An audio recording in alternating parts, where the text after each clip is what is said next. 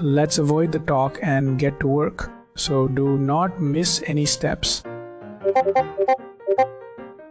In the first step, go to Settings.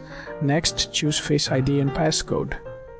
Then press Turn off Passcode. In the next step, open Settings. After that, select Apple ID. Later, click Sign Out. In the next step, open Settings. Next, pick Wi-Fi. Later, disable Wi-Fi.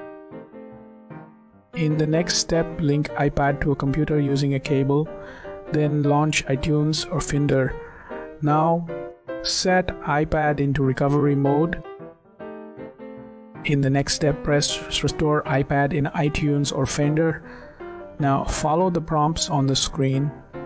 Next, wait until the process is done. You are good to go.